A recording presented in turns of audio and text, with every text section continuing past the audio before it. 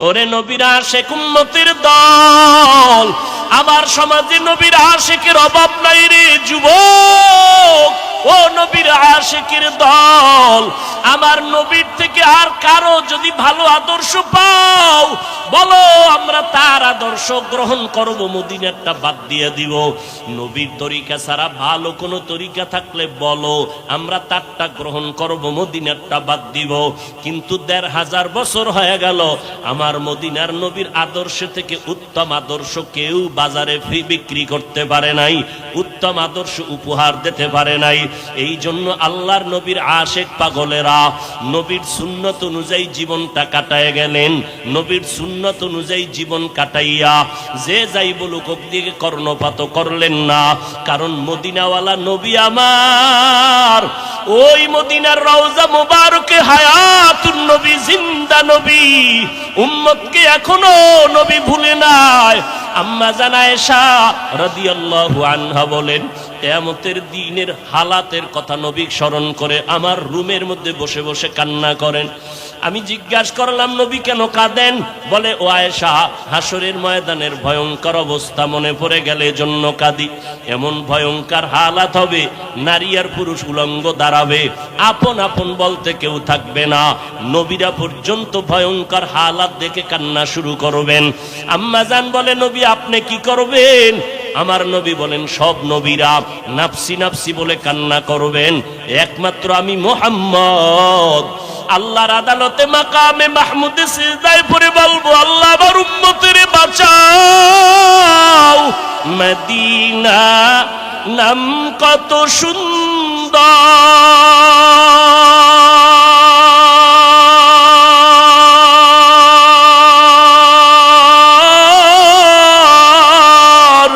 Medina কেড়ে সেবন্ত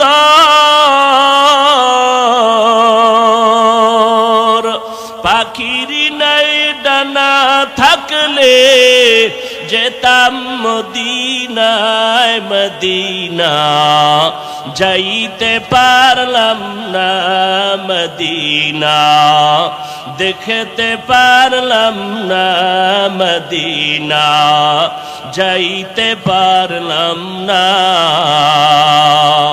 আমি অসহায় তাই এত দূরে রই, শুধু সালাম জানাই, মদিনা যাইতে পারলাম না, মদিনা দেখতে পারলাম না।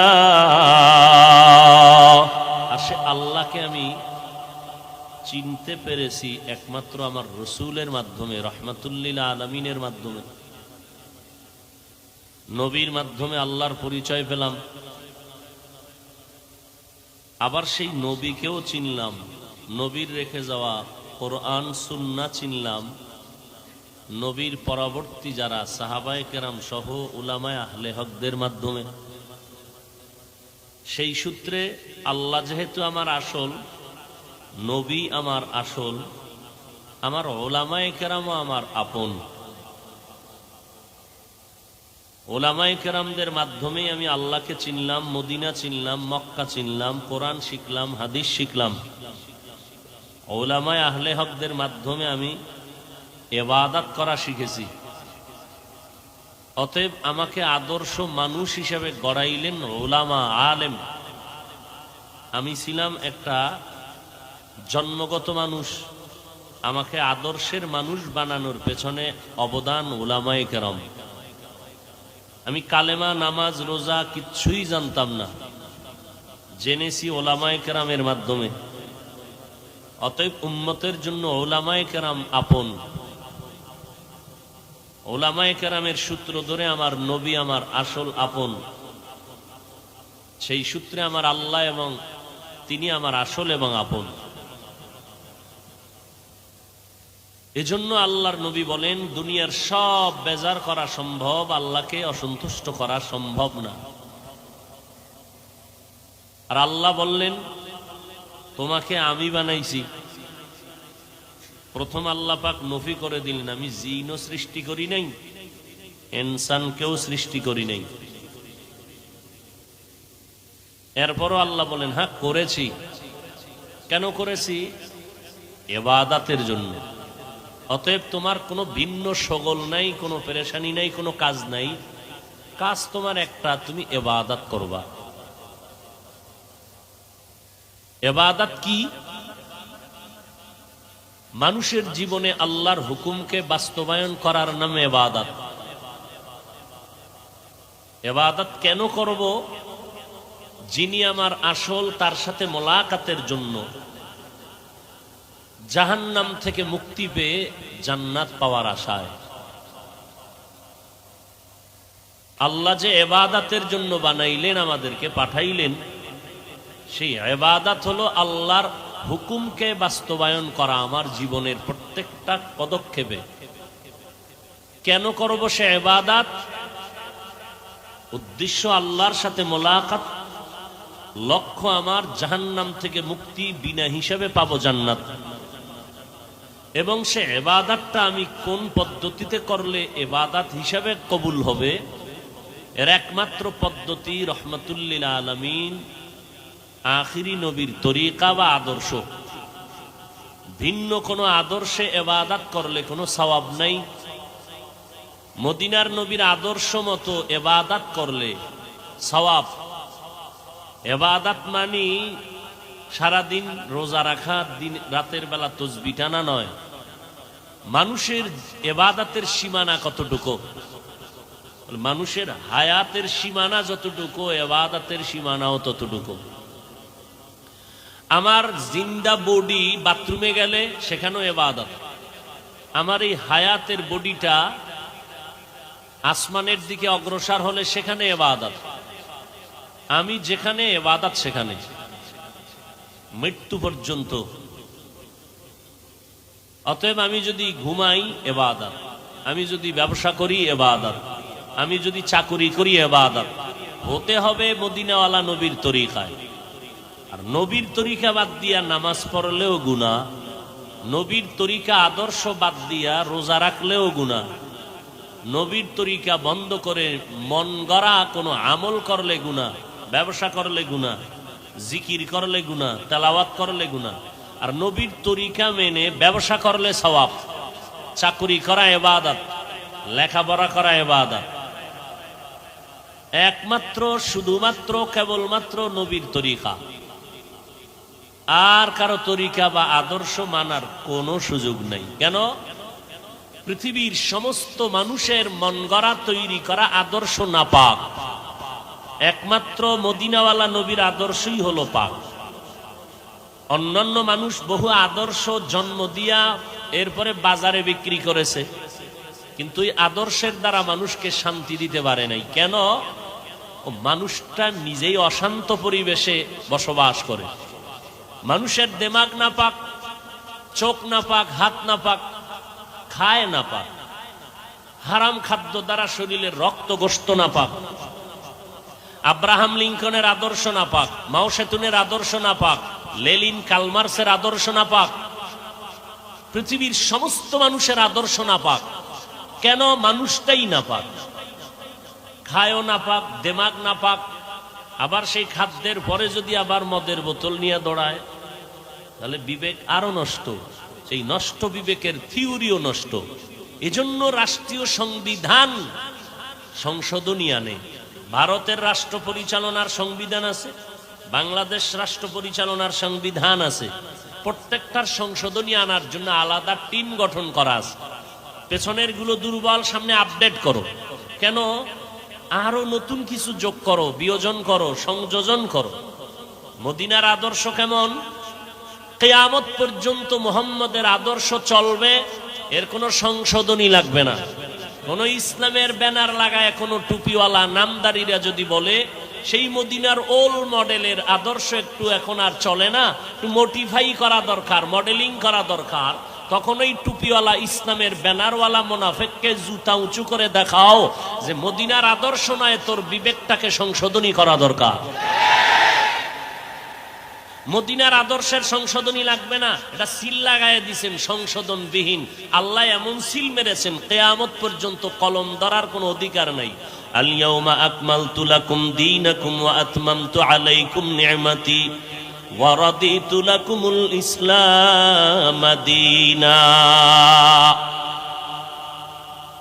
বিদায় হজের ভাষণ আল্লাহ আয়াত নাজিল করে জানায় দিলেন, পয়গম্বর আপনার উপরে আমার বিধানকে কমপ্লিট করে দিলাম, সিল লাগায় দিলাম। কিয়ামত পর্যন্ত আপনার এই প্রেসক্রিপশন অনুযায়ী জমিনের উম্মত চলবে, কোনো পরিবর্তন লাগবে না, সংশোধনী লাগবে না।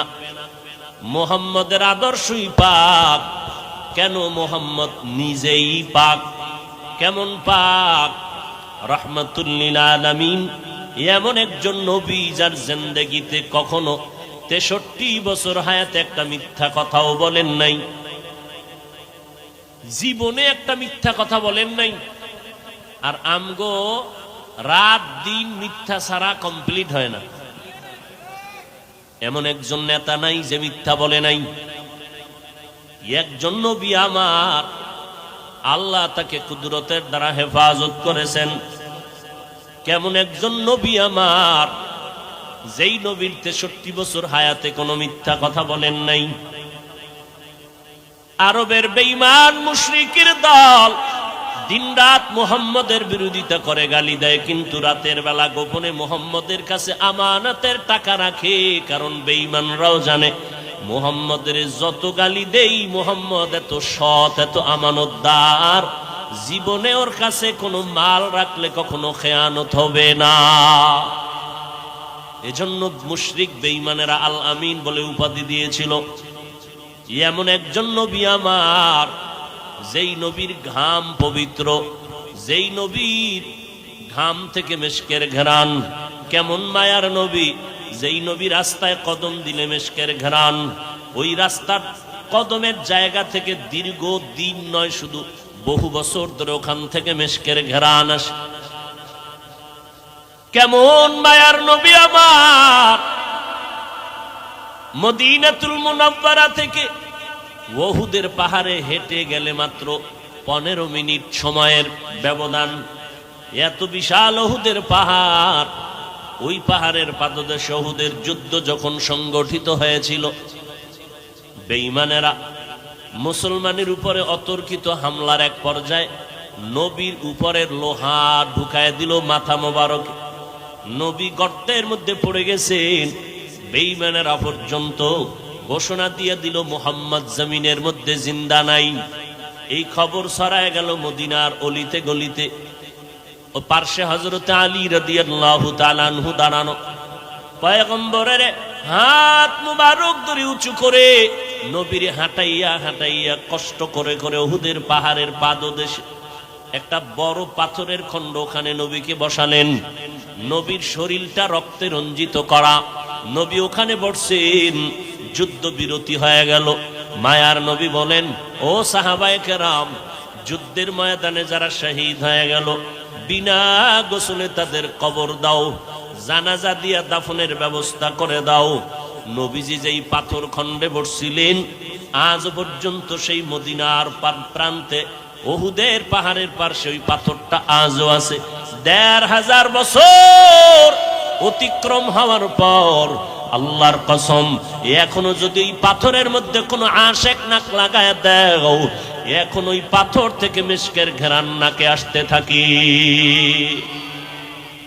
ইমামুল আউয়ালিন আল আখিরিন, বহরে সদকা রহমাতাল লিল আলামিন, সাইয়্যিদুল কাউনাইন খাতমুল মুরসালিন, আখির আমদ বুদ ফখরুল আউয়ালিন। মদিনার নবী এত পবিত্র, 1500 বছর পরে আজ তাকায় দেখো, ওই নবীর আদর্শ দেখার পরে কত বেঈমানেরা, বিধর্মীরা পর্যন্ত আমার নবীকে দেখতে পারে নাই। কিন্তু নবীর সুন্দর আদর্শ দেখার পরে, রিসার্চ করার পরে আল্লাহর বান্দারা কালেমাওয়ালা মুসলমান হয়ে গেল। বহু বিধর্মী পর্যন্ত গবেষণা করে দেখলো মুহাম্মদ একজন সৎ, একজন আদর্শ মানুষ গড়ার ফ্যাক্টরি। এমন আদর্শ মানুষ তৈরি করে গেলেন। যেই সময় মুহাম্মদ মক্কার জমিনে আসছেন, সেই সময় মক্কার মানুষের মতো চূড়ান্ত খারাপ চরিত্রহীন মানুষ জমিনের আর কোথাও ছিল না। অল্প সময়ের ভেতরে মক্কার চরিত্রহীন মানুষ এত দামি হয়ে গেল। মদিনার নবীর আদর্শ গ্রহণ করার কারণে মক্কার মানুষ এত দামি, আমার আল্লাহ নিজেই তাদের জন্য জান্নাতের অগ্রিম টিকিট পাঠায় দিলেন। ও নবী জানায় দেন, অমুক অমুক ব্যক্তি আপনার সাহাবা, তাদের নামে জান্নাত দিয়ে দিলাম। মদিনার নবীর আদর্শ অল্প সময়ের ভেতরে মক্কা মদিনার মানুষগুলোকে পাগল পারা করে ফেললেন। মানুষগুলো মুহাম্মদের দেখলেই কালেমা পড়ে, মুহাম্মদের চেহারার দর্শন করলেই কালেমার দিকে আগায় যায়। মুহাম্মদ কোনদিন মিথ্যা কথা বলেন নাই। আমার নবী এমন দামি নবী, এমন পবিত্র নবী। আমার নবী কোনদিন চোখ দুইটা গরম করিয়াও কারো দিকে তাকান নাই। আমার নবী কোনদিন জীবনে কাউকে গালিও দেন নাই, এবং কেউ গালি দিলে কখনো তো গালির জবাব পর্যন্ত নবী দেন নাই। নবীর অকথ্য ভাষায় গালি দেয় ইহুদি বেঈমান, পার্শ্বে হযরত আবু বকর বসা। কত আর সহ্য করা যায়? আমার নবীরে গালি দিবে, মেনে নেওয়া যায় না।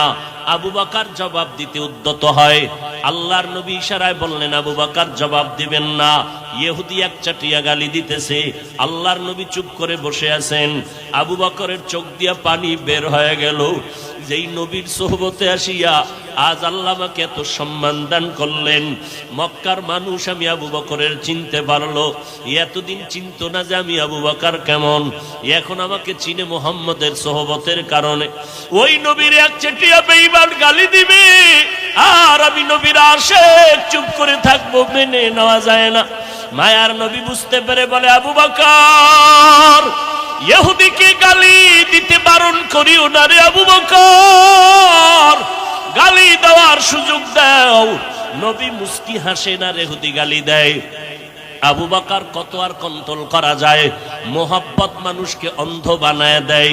আবু বকর চোখের পানি আর ধরে রাখতে না পেরে কন্ট্রোল হারাইয়া দাঁড়াইয়া ইহুদি বেঈমানের গালির জবাব দেওয়া শুরু করলো। আল্লাহর নবীর চেহারা মোবারক মলিন হয়ে গেল। আমার আবু বকরের গালির জবাব শুনিয়া ইহুদি এক পর্যায়ে চলে গেল। এবার আবু বকর বলেন, পয়গম্বর, যখন কোনো গালির জবাব দেওয়া হয় নাই, একচেটি ইহুদি বেঈমান গালি দিতেছিল, আপনি দেখলাম হাসি হাসি চেহারা মোবারক। আমি আবু বকর সহ্য করতে না পেরে যখন গালির জবাব দিতেছিলাম, হঠাৎ দেখতেছি আপনার চেহারাটা মলিন হয়ে গেল। মায়ার নবী বলেন, আবু বকর, যখন ইহুদি গালি দিতেছিল আমি চুপ করে বসে আসছিলাম, আমি কোনো জবাব দিতেছিলাম না। ও আবু বকর, তুমি জানো না আমি মুহাম্মদ তাকায় দেখতেছিলাম আমার আল্লাহর কুদরতে, আল্লাহর একজন রহমতের ফেরেশতা আমি মুহাম্মদের পক্ষ হয়ে ইহুদির গালির জবাব দিতেছিল। যখনই আপনি জবাব দেওয়া শুরু করলেন, ইহুদির পক্ষ থেকে আল্লাহর রহমতের ফেরেশতা চলে গেল। এরে নবীর আশিকের দল, মায়ার নবী কেমন আদর্শের নবী, জীবনে কোনোদিন চোখ দুইটাও গরম করে কোনো দিকে তাকান নাই। আল্লাহর নবী কোনোদিন কাউকে গালি দেন নাই, নবীর গালির জবাবও কোনোদিন দেন নাই। আল্লাহর নবীর এই আদর্শের কারণে অল্প সময়ের মধ্যে মক্কার বিজয়ের বাতি জ্বলে উঠল। বেঈমানের হৃদয়টারে কম্পন সৃষ্টি করে ফেললো। সবাই আসে দুশ্চিন্তা নিয়া, দুর্বিসন্ধি নিয়া মুহাম্মদের উপরে আক্রমণ করবে, কিন্তু মুহাম্মদের আদর্শ দেখা মাত্র মুহাম্মদের কাছে মাথা নত করে কালেমা পড়ে। আল্লাহর নবী এমন আদর্শের নবী আমার। ইহুদি এক বেঈমান একটা কুকুর টাকা দিয়া খরিদ করেছিল, ওই কুকুরটাকে বড় বানাইয়া মুহাম্মদকে দুনিয়া থেকে ধ্বংস করবে এই দুর্বিসন্ধি নিয়া কুকুরটারে ছোট থেকে কিনিয়া খানা দানা খাওয়াইয়া বড় বানাইল। বড় বানানোর পর এক সময় যখন কুকুর অন্যকে আক্রমণ করার শক্তি হয়ে গেল, ইহুদি এবার নিয়ত করিয়া পয়গম্বরের দরবারে গেল দাওয়াত দিতে। তাফসীরে জালালাইনের ভেতরে টিকার মধ্যে ঘটনা আছে, ওয়ামা আরসালনাকা ইল্লা রাহমাতাল লিল আলামিন, এই আয়াতের ব্যাখ্যায় লেখা হয়, ইহুদি আমার নবীকে দাওয়াত দেওয়ার জন্য যখন রওয়ানা, নবীর দরবারে গিয়া ইহুদি ডাক দিয়া কয়, ও মুহাম্মদ, আব্দুল্লাহর সন্তান, কিছু যদি মনে না করেন, আমার বাড়িতে একটু মেহমান হতে হবে আপনার। নবী চিন্তায় পড়ে গেলেন, আমি রহমাতুল লিল আলামিন, ইহুদির বাড়ি দাওয়াতে যাবে, এটা কেমন করে সম্ভব? আল্লাহর নবী পেরেশান হয়ে গেলেন। আল্লাহর পক্ষ থেকে জবাব আসলো, দাওয়াত গ্রহণ করার জন্য আমার নবী আল্লাহর উপরে ভরসা করিয়া ইহুদির বাড়ি মেহমান হওয়ার দাওয়াত গ্রহণ করলেন। আল্লাহ তাআলার নবী ইহুদির বাড়ি যখন হাজির হয়ে গেল, ইহুদির বাড়ির সামনে বসানোর ব্যবস্থা করিয়া ইহুদি ঘরের মধ্যে চলে গেল। কুকুরটারে ডাক দিয়া কয়, হে কুকুর, মালিকের গোলামি করার জন্য তোর মতো আর আপন কেউ নাই। ও কুকুর, আজ আমার ঘরের দরজায় এমন এক ব্যক্তি আসছে, তোরে আমি টাকা পয়সা দিয়া লালন পালন করে বড় বানাইলাম। আজকে জীবনের আমার একটা দাবি পূরণ করা লাগবে, পূরণ করবি, যা ওই লোকটাকে কামড় দিয়া ধ্বংসন করে জমিন থেকে বিদায় করে দিবি। এর খেদমতের জন্য, গোলামির জন্য কুকুরের মতো অন্য কোনো প্রাণী নাই। নিঃস্বার্থভাবে একটা কুকুর মালিকের জন্য এতটাই পাগল, নিজের জীবনটা দিয়া হলো মালিককে বাঁচানোর চেষ্টা করে। আজ পর্যন্ত কোনো কুকুর মালিকের সাথে বেয়াদবিমূলক আচরণ করে নাই। মালিক যেহেতু বলল, কুকুর যাও, ওই লোকটাকে ধ্বংস করে মেরে ফেলতে হবে, মালিকের আদেশ মানার জন্য কুকুরটা কদম বাড়াইয়া, এক কদম দুই কদম দিয়া সামনে আগায়। যখনই ভেতর থেকে বের হইয়া রহমাতুল লিল আলামিনের চেহারা চোখ লাইগা গেল, কুকুরটার সাথে সাথে কদমটা ব্রেক করে দাঁড়ায় গেল। কিছুক্ষণ নবীর চেহারা মোবারকটা তাকায় তাকায় দেখলো। এরপরে কুকুরের সামনে না আগাইয়া এবার আবার পেছনে ব্যাক করে ঘরের মধ্যে গেল। ইহুদি ডাক দিয়া কয়, রে কুকুর, আমার টাকায় তোরে বড় বানাইলাম, আজ আমার কথা মানবি না, যা, তোকে মারতেই হবে, না হয় তোর আজ বিদায়। কুকুরটা মালিকের হুকুম মানার জন্য দ্বিতীয়বার যখন আবার রওয়ানা, কিছু দূর যাইয়া যখনই রহমাতুল লিল আলামিনের চেহারাটা চোখে বাজলো, ওই কুকুরটা দাঁড়ায় গেল, আর সামনে আগাইতেই পারে না। কুকুর এবারও পিছপা হইয়া ঘরের ভেতরে চলে গেল। এবার কুকুরটা মালিক একটা লাঠি হাতের মধ্যে নিয়া বেত্রাঘাত করিয়া বলে, রে কুকুর, ওই ব্যক্তিকে মারতেই হবে। যখন কুকুরের উপর আক্রমণ, আল্লাহর কুদরতে কুকুরের জবানটা খুলিয়া গেল। কুকুর ডাক দিয়া কয়, রে মালিক, তুমি যাকে মারতে বলতেছো, আমি তো তোমার খাইয়া বইরা যথেষ্ট বড় হয়ে গেলাম, কিন্তু যতবার আমি আগাইলাম তাকে মারার জন্য, আমি আর সামনে গেলে কদম আগাইতে পারি না। তার চেহারাটার দিকে যখন আমার নজর পড়ে যায়, আমার অন্তর কাঁপতে থাকে। এই লোকটা তো কোনো মানুষের ক্ষতি করার জন্য আসে নাই, এই লোকটা তো কারো মানুষের দুশ্মনী করতে পারে না। এইবার কুকুরের আওয়াজ শুই না ইহুদির মাথা গরম হয়ে গেল। ইহুদি এই কথা, কুকুর যে কথা বলতে পারে না, ওই কুকুর যদি চোখের পানি সারিয়া মালিকের এই কথা বলে, ওই ইহুদি দৌড়াইয়া পয়গম্বরের দরবারে হাজির, কদমে গিয়া চোখের পানি ছেড়ে বলে, নবী আমাকে মাফ করে দেন, আমি বেয়াদবি করে ফেললাম, আমাকে মাফ করে দেন। শেষ পর্যন্ত ইহুদি কালেমা পড়ে মুসলমান হয়ে গেল। আমার নবীর সুন্দর ব্যবহার, আমার নবীর সুন্দর আদর্শ আজও পর্যন্ত আমাদের কাছে থাকার কারণে আজকে আলহামদুলিল্লাহ, এত গালি দেওয়ার কারণেও তাবলিগওয়ালারা সামনে আগাইয়াই যাইতেছে, দেওবন্দিওয়ালারা অগ্রগামী হয়ে যাইতেছে, আহলে হক ওলামায়ে কেরাম সামনে আগাইতেছে। যত বিরোধিতা করা হোক না কেন, এই ময়দান আর কেউ কমাইতেই পারে না। যত বিরোধিতা করে ততই বাতির আলো বেড়ে যায়। এরে নবীর উম্মতের দল, আদর্শ গালিও দিব না, গালির জবাবও দিব না। এই আদর্শ মানার কারণে আল্লাহর হাজার কোটি শুকর, আমরা পাঁচকল্লি টুপি মাথায় দেই, কিন্তু যারা দেয় না তাদেরকে গালিও দেই না, হিংসাও করি না। দেখলে চেষ্টা করি সালাম দেওয়ার জন্য। আমরা কওমি মাদ্রাসায় লেখাপড়া করেছি, এখনো করতেছি। অন্য মাদ্রাসার বিরুদ্ধে বলি না, স্কুল কলেজের বিরুদ্ধেও বলি না।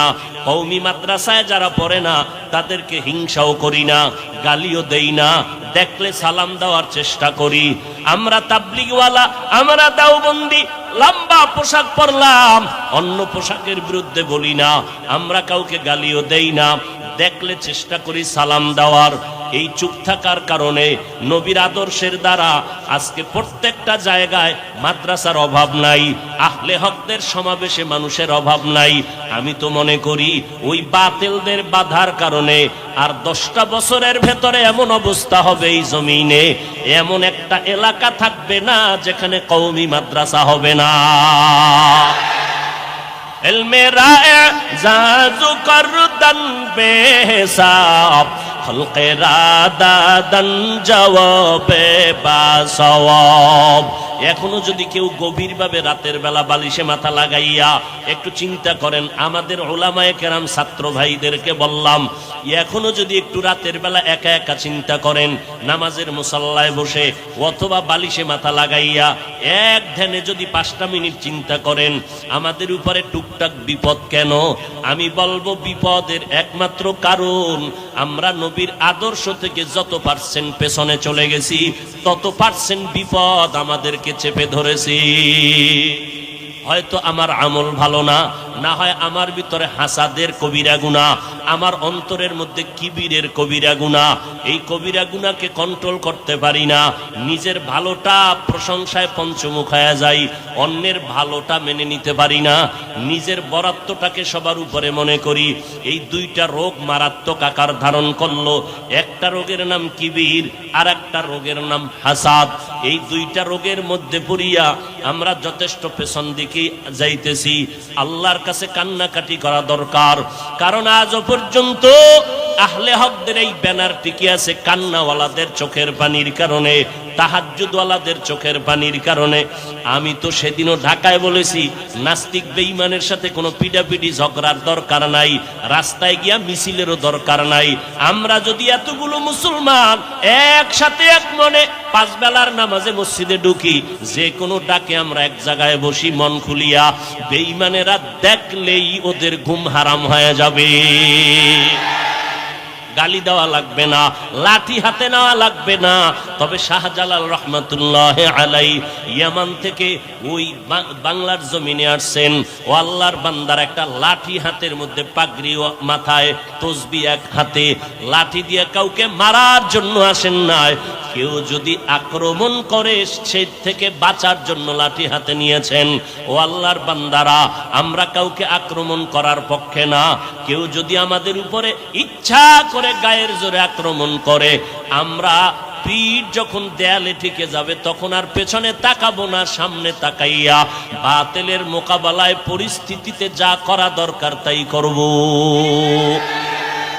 এরে নবীর উম্মতের দল, তবে আমাকে সব সময় মনে রাখতে হবে আমি এখন শিশু, আমাকে ফলো করতে হবে শিশুবেলায় নবীর আদর্শ কেমন ছিল। আমি এখন কিশোর, আমার খেয়াল রাখিয়া চলতে হবে কিশোরকালে আমার মদিনাওয়ালা নবীর আদর্শ কেমন ছিল। আমি এখন যুবক, যুবক অবস্থায় আমার নবীর আদর্শ কেমন। আমি এখন বয়স্ক হয়ে গেলাম, আমার নবী এই বয়সের আদর্শটা কেমন ছিল। আমার নবী ভাইদের সাথে কেমন ব্যবহার, আমার নবীর ঘরের সাথে কেমন আদর্শ, আমার মায়ার নবী প্রতিবেশীর সাথে কেমন আচরণ করেছেন, এগুলো যদি আমরা খেয়াল রাখি, আমার নবী বয়ানে বসে উম্মতকে কেমন বয়ান করতেন, আমি বক্তা হইয়াও যদি চিন্তা করি, আজ নয় কাল, একদিন ভাবতে ভাবতে ভাবতে ভাবতে ফিকির করতে করতে আল্লাহ ওই লাইনটা আমার মধ্যে এনে দিবেন।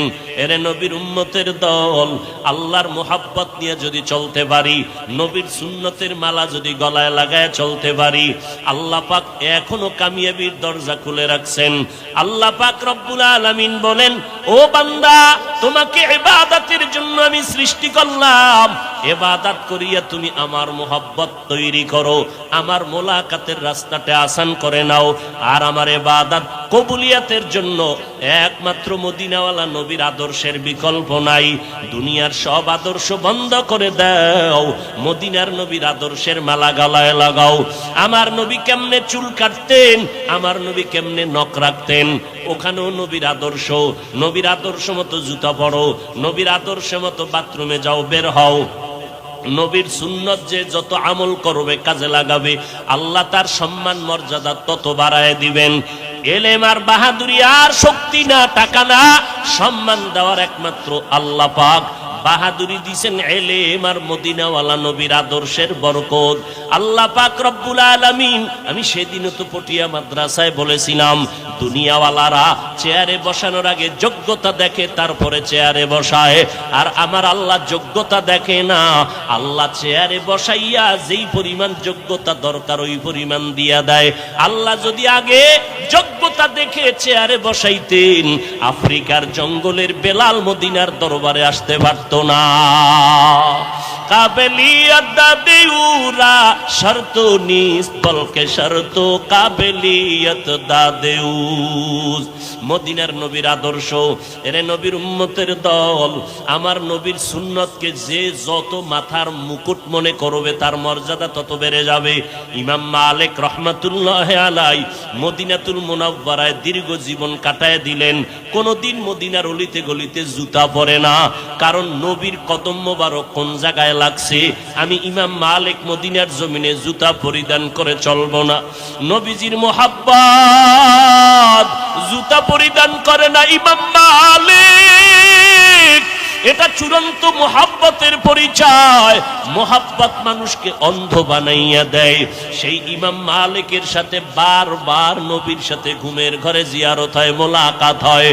ইমাম মালিক মক্কা যাবে, বাইতুল্লাহ ধরে একটু লাব্বাইক বলবে, আল্লাহর ঘরের কিনারা 1 রাকাত নামাজ পড়বে, 1 লক্ষ রাকাত নামাজের সওয়াব পাবে।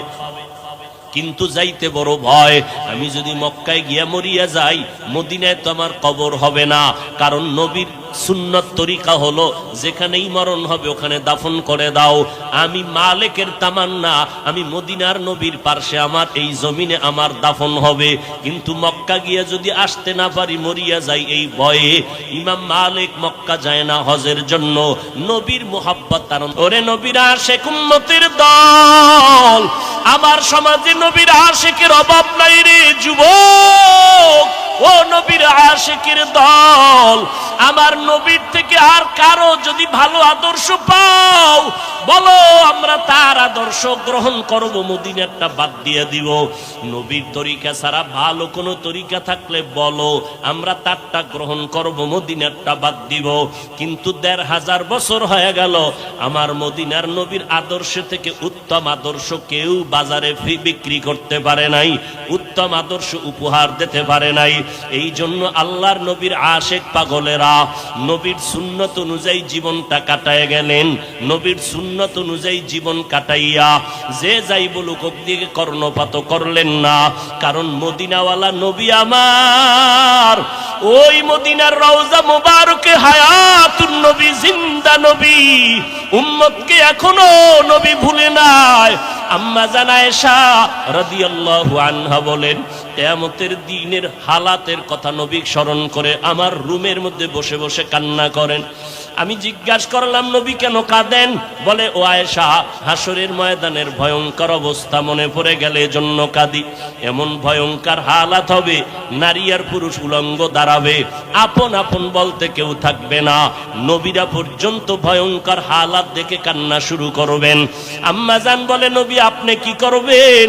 আমার নবী বলেন, সব নবীরা নাফসি নাফসি বলে কান্না করবেন, একমাত্র আমি মুহাম্মদ আল্লাহর আদালতে মাকামে মাহমুদে সিজদায় পড়ে বলবো, আল্লাহ আমার উম্মতের বাঁচাও, আমার একটা উম্মত যেন জাহান্নামে না যায়, আমার উম্মত গুলো বাঁচাও।